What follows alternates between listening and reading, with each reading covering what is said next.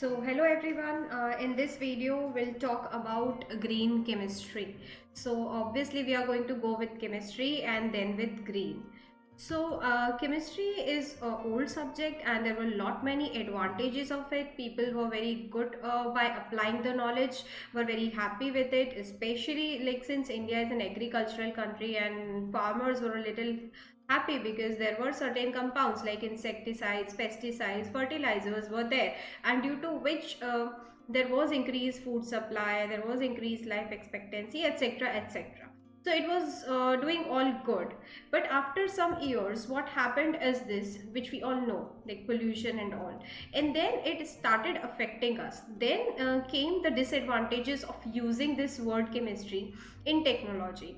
Unfortunately, when it came to human health, then we actually waked up and we found that there is something going on wrong, especially this word DDT, which was a pesticide and it was boom, it was like a miracle product and people were using it like anything. And then after certain years, when it the crops were developed using this pesticide, and when it gone in the human body, and it was a reason to create many defects in our body, then we came to know that there is a problem with respect to the generation of chemicals and anything. And like that actually marked the beginning of green chemistry. Then people thought of need for greener products. Now, why do we think green chemistry? Obviously, it is not important for them to understand. Them means I want to talk about especially industry which are giving you the chemical products. So it was very important for them to understand. So government made some legislations. They made a societal pressure on the industry that if you prepare such compounds, your image will be improved, pollution will be checked. And then they made certain fines also, like if they make waste there'll be fine, they should use less hazardous material, etc., and all. So there were certain drivers of green chemistry, and due to which people started thinking on it. So now what do we think, what is green chemistry? Basically, it is not only about chemicals, it's not only about chemical engineering. It is just like it is very important for each and every person, for irrespective of the discipline you are in. Why? Because you should aim at either reducing the waste or material or the hazard or the risks. Like if any risk is involved in the conventional process and then you change the process so that the risk is minimized, you are making the concept green. And so as the reducing of energy concept, overall energy consumption, if it is more and you have changed the method such that now the energy required is less, that means you have made the concept green. And obviously overall cost does matter. So it's not only related to environment and sustainability that only chemical background people will help, but actually green chemistry is a common term which is applied to each and everyone. Daily we should aim at reducing either the waste or the material or the hazards. Now that was the theoretical concept, but then it came into existence in around 1991. So it's not that old concept. Paul Anastas coined it that term, and he said that it is a sustainable chemistry, no doubt. It is a philosophy of chemical research and engineering that encourages the design of product and processes. Overall aim is obviously to minimize the generation of hazardous substance. But on the way, I would say that green chemistry is just a different way of thinking. I'll tell you how. This is how green chemistry is different, and I think these are the things which we are doing in our daily life also. So let us go ahead with green chemistry. Why would we go for it? So there are certain benefits of it. Obviously, you can plot many, but these are very limited. Like if there is a green concept, obviously there is generation of less waste, the product become energy efficient, it becomes economical, there be less accidents, obviously the workplace becomes healthier. Obviously you have a competitive advantage because if your company is making something green, it has a competitive advantage over others which are not, right? And there are a lot many. So let us go ahead with what do we do in green chemistry. It is just like a cradle to grave conceptualization. मतलब आपको starting से देखना है and तक, जो compound है वो क्या आप ले रहे हो, रॉ मटेरियल, देन आप उसका कौन सा सिंथेसिस पोर्शन है, आप उसको कैसे बना रहे हो, देन द एंड प्रोडक्ट, जो प्रोडक्ट है वो बन गया है, so at that stage also, and once the product is used, उसके बाद भी, यूज़ के बाद भी जब आप उसे वेस्ट फेंकने वाले हैं और to the environment, what would be the effect. So if you consider a particular product right from cradle, means since conception, starting से लेके एंड तक, जब तक वो प्रोडक्ट एनवायरमेंट में है, आप यूज़ करके फेंक दे रहे हो but it is still there in the environment. If you look on all these 4 stages of life of product, that is what green chemistry is. Now obviously there will be a definition, and which is this.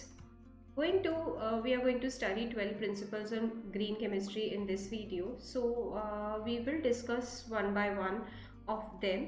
However, I have written the official statement of that particular principle.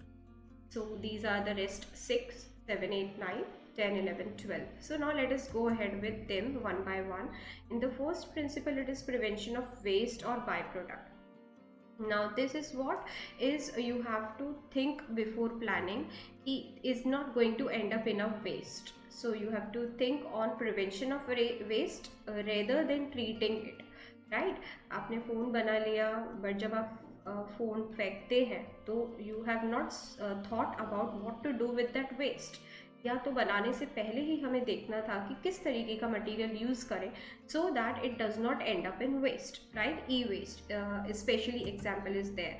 So this principle says that it is better to prevent waste than to treat it और clean it, because उसे treat करने और clean करने में काफ़ी energy और cost जाएगी. So what we have to think on, there should not be any waste. So it's obviously waste reduction is better than recycling. So green chemistry first principle says you better reduce your waste, otherwise you have to treat it. Either you have to reuse it or you have to recycle it. But if there is no waste, then there will be no step behind. So basically you have to prevent waste.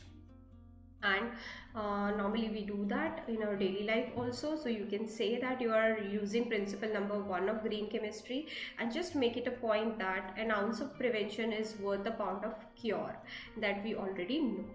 Coming to the second one, the second one is atom economy, and it describes basically your reactant and your product should be in sync. Whatever is the reactant should get converted to product. So if we follow principle 1, that there is no waste, we are going to follow principle 2. Basically your percentage conversion, or you make it say percentage yield, should be near to 100%. आप जो भी expect कर रहे हैं कि इतना बनना चाहिए, तो उतना अगर बन रहा है, then you can say that the principle is achieved. Otherwise it will end up in a waste. So you need to focus that each and every atom is converted into the final product and it is not getting wasted. Coming to the third one is less hazardous, chemical synthesis. Chemical synthesis means preparation, means method. So the method by which you are making a particular compound is this principle. So you have to find out that method which is less toxic to it. It's very simple, like if you have to, join two sheets together. So either you can use a pin here, and you can use a nail here, or you can use adhesive here in order to stick them, or you can weld them if it is like iron or something. So there are many methods to prepare a particular product. You have to think which one is a less hazardous process, right? That we do in daily life. Now the same thing applies to chemical synthesis. If there are other methods like free radical polymerization है, या cationic polymerisation है, या anionic है, तो हमें ये देखना है कि कौन से प्रोसेस में रिस्क और टॉक्सिसिटी कम होगी और हमें वो प्रोसेस यूज़ करना है. Coming to the fourth one, designing safer chemicals. In it you have to see that the chemical which you are using, means the reagent which you are using in order to convert it into product, that has to be safer. So we are talking about the major reagent which you are using. तो अब अगर दो sheets, आप daily life में क्या करते हो, अगर दो शीट्स आपको ज्वाइन करनी है तो आप क्या ले सकते हो, आप मेटालिक शीट ले सकते हो, या तो आप कार्डबोर्ड ले लोगे, है ना, या तो आप थर्माकोल की शीट्स ले लोगे. तो to prepare a particular model you can take different raw material, and जो भी सेफर होगा वो आप लेंगे. The same thing applies here that you have to use safer chemicals. Then coming to the fifth one is safer solvents and auxiliaries. Now these are nothing but the supporting elements. Like apart from reagents means major compound which you are going to use. Like जैसे एक model आप बना रहे हो, अब आपने मान लो thermocol sheets ले लिए, तो उसके अलावा भी तो बहुत सारी चीज़ें होंगी जो आप उसमें यूज़ करेंगे, right. Those materials would be solvents and auxiliary supporting elements, and the same thing happens in the chemical reaction. Like you have to use some solvents. Only compound will not be the main thing, na? You have to dissolve it in some solvents, you have to take something. So if you are using that solvent or adsorbent which is green, which is safer, then that is the fifth principle. And some eco-friendly green solvents are obviously, first is water. Like this is one of the example that you just grind them and you make them, so there is no need of the solvent. That is one of the approach. Either you can use ionic liquids, and they are having very important properties and you can use them. Then you have supercritical CO2. CO2 gas is obviously a non-toxic alternative, because when you apply pressure it goes in that supercritical state, in which it can penetrate into the material, and then it can behave as a liquid solvent there. So especially for dry clean, like if perc is used, which is a carcinogenic product, you can use supercritical CO2. Similarly, in decaffeination of coffee, like if you are extracting that from coffee beans, normally the solvent is used which is a carcinogen, is a cancer causing. But if you use supercritical CO2, you are able to decaf from the seed. So basically up till now what we have seen is the first principle, which was prevention of waste. Second principle said atom economy, that means you need to have 100% conversion or 100% yield. Then third was designing the safer method. Fourth was using the main or safer reagent, and the fifth one was using the safer support and auxiliaries.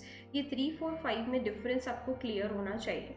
Simple सी बात है, अगर कोई director movie बना रहा है तो for a movie first of all it will finalise the script, right. तो that is your main method for a chemical process. आपने मेथड फाइनलाइज कर दिया.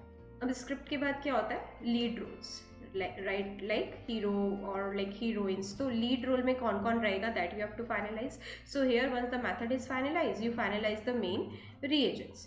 And then once the leads are done, then you go for the supporting actor or actresses or supporting roles, right. Here also once the reagent is done, you go for the supporting solvents or auxiliaries. So ye ho gaye 3, 4, 5.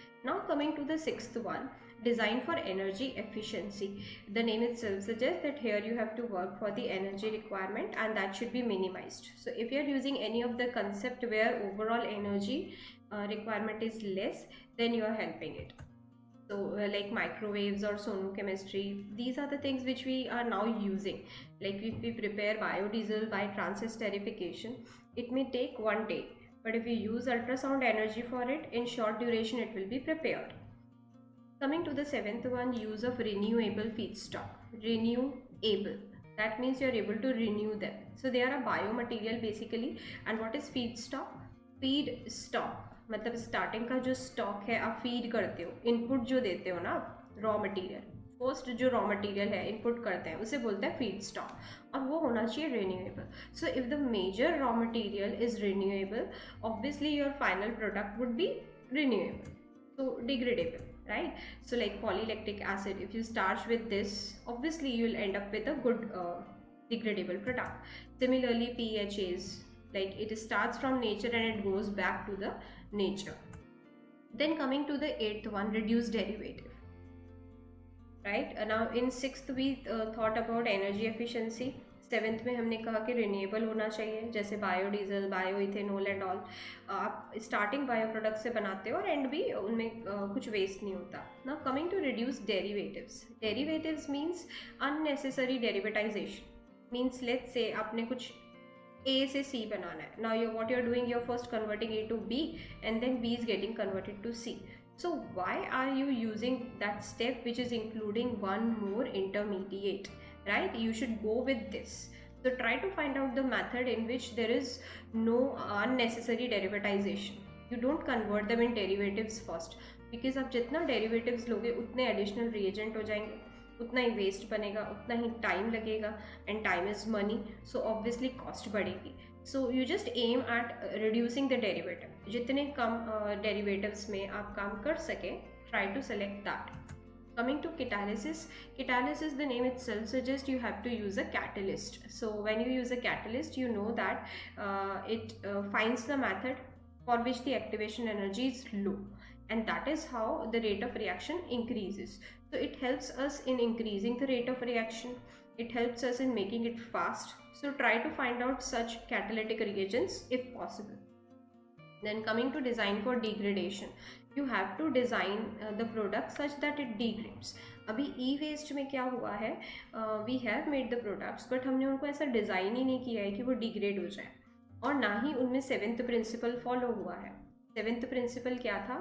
Renewable feedstock, है ना. तो अब ऐसा तो है नहीं है कि कॉर्न या किसी ऐसे नेचुरल बाय प्रोडक्ट से आपको ई वेस्ट मतलब मोबाइल बना के दे दिया है. नो, वो सारे कॉमन नेचुरल प्रोडक्ट्स नहीं हैं, वो सब सिंथेटिक प्रोडक्ट्स हैं. तो सेवेंथ प्रिंसिपल तो फॉलो ही नहीं हुआ, इसलिए वो जो प्रोडक्ट है वो डिग्रेडेबल नहीं होगा. But in tenth principle what you can see is at least partial degradation तो पॉसिबल हो. कुछ ऐसा प्रोडक्ट बनाए कि लेट्स से 10% ही डिग्रेड हो रहा है, 90% नहीं हो रहा है, but that is good. At least 10% is degradable.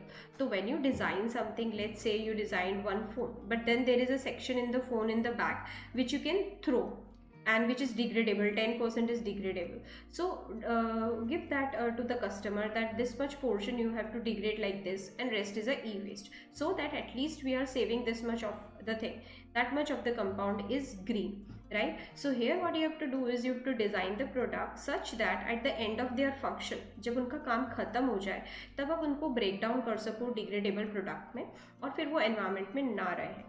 So either you follow seventh principle, अगर सेवेंथ फॉलो करेंगे तो ऑलमोस्ट 100% डिग्रेडेबल बनेगा, और you go for tenth principle कि if at all 100% is not possible, go for something low but at least go for it.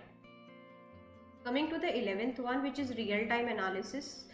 Real time is basically exacting real time. So when you finalize a particular product, when you finalize a particular overall mechanism, what you do is you exact it real time. Means आप उसको करके देखो, trial करके देखो पूरा starting से लेके and तक. तो when you do the trial, what happens is आपको पता चलेगा कि at which step you are doing wrong. Let's say किसी स्टेप में आप टेम्परेचर यूज़ कर रहे हो 650 degree, but then you thought कि why not make it to 600 degree, तो आपने 50 डिग्री सेव किया ना यहाँ पर. Similarly time also you can save कि लेट्स से कोई रिएक्शन चल रही थी 4 hour but later you thought कि 2 hour is sufficient. So sometimes doing it real time, exacting it, मतलब बिल्कुल वैसे ही मिमिक करके हम पूरा प्रोसेस ट्रायल करें, फाइनलाइज करके आगे कमर्शियल करने से पहले. So that also is very important for helping you to make it green, especially with pollution prevention, especially with following all the 10 principles. So 11th principle says कि before going it for commercialization, you just exact it exactly जैसे जैसे जैसे आपको करना है आप पूरा follow करो वो process and try to find out the loopholes and work for them.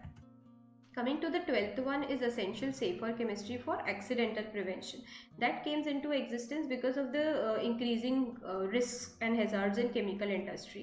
We all know what happened in Bhopal, right? Methyl isocyanate, MIC, was the compound which was released, and it actually was a havoc and many people died there and thousands of them were injured. So that makes us realize that there is a requirement to make it mandatory for the industry. They have to ensure कि उनके जो भी products हैं उनमें कभी भी कोई accident के चांस नहीं होंगे, राइट फ्रॉम स्टार्टिंग जब इंडस्ट्री में वो बन रहा है, देन टू द कस्टमर्स. जैसे आपको ध्यान है एक कंपनी का मोबाइल फ़ोन था जिनमें बीच में बैटरीज एक्सप्लोड होने लगी थी, right, and then they have to take their product back. That is violation of 12th principle, क्योंकि जब कस्टमर के हाथ में है तब भी उसमें एक्सप्लोजन और रिस्क नहीं होना चाहिए. इनफैक्ट जब आप उसे थ्रो कर देते हैं तब भी नहीं होना चाहिए. So ensuring this principle is like starting से एंड तक कहीं भी there should not be any chance of accident. So that is what the 12th principle is. So I think with that we are able to complete all 12th principle. Let us quickly check. In the first principle we said ki we have to prevent waste, so you have to make the process like there is no waste ending up. Maximize atom economy, so you try to follow that each and everything which you are using is converting into product. कि अगर आपको कुछ 10 ग्राम चाहिए और अगर 9 ग्राम में भी काम हो सकता है तो go for 9 gram, don't go for 10 gram, that 1 gram will become waste.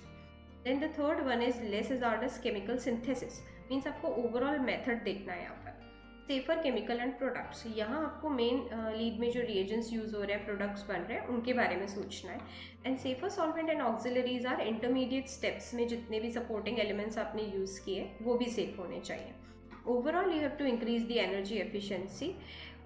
Try to use renewable feedstock. ये ज़रूरी नहीं है हर प्रोडक्ट में आपको टोटल रिन्यूएबल मिल जाए इनपुट, बट जहाँ तक हो सके यूज़ करें. Avoid chemical derivatives, कि don't use intermediate products, try to convert them properly. Then use catalyst, obviously design for proper degradation, कि वो degrade हो जाएं compounds once you are used, they are of no use. आप उनको फेंक रहे हैं तो फेंकने के बाद वो degrade होने की possibility उसमें हो. देन रियल टाइम एनालिसिस, एक बार आप पूरा एनालाइज करो प्रोडक्ट को जो भी आपने फाइनलाइज किया है process, and try to find out कि स्टिल देयर इज स्कोप और not. And last is minimize the potential for accident. At any stage just minimize the potential for accident. Now I will help you with some of the examples that you may use to explain the principles, just like green paints is one of the example. We all know that in paints, VOC, that is volatile organic compounds, are the organic chemicals that come out as a vapor from the paint. So you get a very bad smell from the paints, and that is your harmful to your health also. So green paints are there in the market. Then especially if you see formaldehyde is the problematic thing, which is a carcinogen, and that is normally used in those compounds. So now people are working on it. In fact, one adhesive called Pure Bond also there is in the market, which also is a bio alternative to it, and one of the company has received EPA award also in that.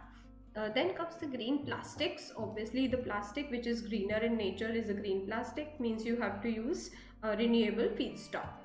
Then green carpet tile backing, means in tiles within that there is no PVC emission. In fact, you include one layer which is having less of the PVC. Obviously there are many benefits because less energy is used to produce them, and they contain recycled content, there is low VOC, etc, etc. Then coming to biopesticides, because pesticides also have a problem, we started with that only. So there are biopesticides in the market, especially like Biostart, it's biocane basically, it is for sugar cane, and obviously it is also having many benefits. Coming to non-ionic surfactants, because surfactants like detergents and all we use to lower the surface tension between two liquids, so they are used in cleaning. Now there are certain compounds which can be used as a replacement for that surfactant. Then innovative propylene oxide process. In propylene oxide process, Dow and BASF have developed a new route where there is less amount of water reduction is there, wastage is less, and energy consumption is less. Obviously that also has benefit that the wastewater is reduced and energy consumption is reduced. Coming to reverse osmosis technology, so reverse osmosis, we all know that we use a semi-permeable membrane to clean the water.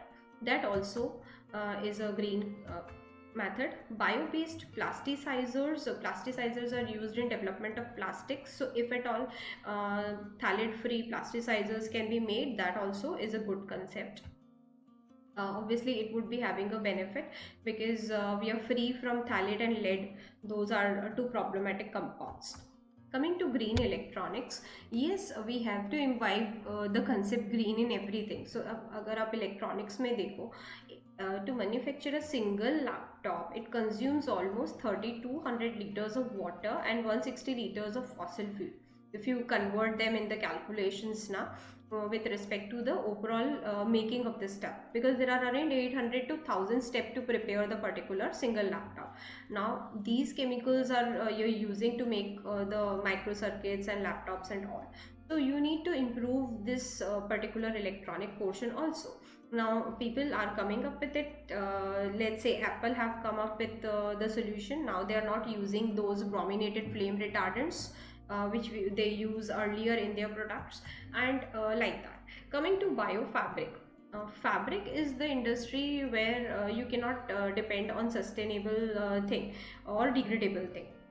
With every stage, let's say if you are growing cotton also, it involves wide variety of fertilizer, herbicides, pesticides, and similarly dyes. If you remember dye like indigo, which we use to dye denim jeans, that requires large amount of sodium hydrosulfide, and it is a problematic compound. It can corrode the pipes, etc., and like that. So now people are thinking of making biofabrics, like Nature Works have started it with some kind of polymer, but just because it is natural, it melts when ironed. So what Caplinoni has come up with, they have used it as a, it is an Italian fashion house, they have made it use a bio wedding dress. What they say is, if it is a wedding dress, obviously you are not going to wear it again and again. So for one point of time, why don't you go for a bio wedding dress, so that you can use it and then you can discard it. And then there are some wooden look also people are trying with bamboo, beech, etc. And there is a fabric like tencel which is there in the market. So basically people are working on finding the alternatives of conventional fabric, but it's still we can say that truly green and affordable clothes are a way off yet.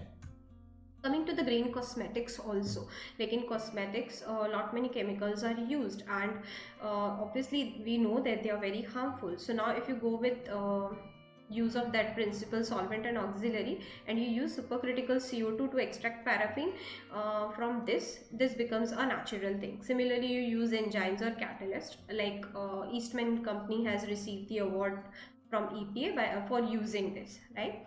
So green cosmetic also is an example.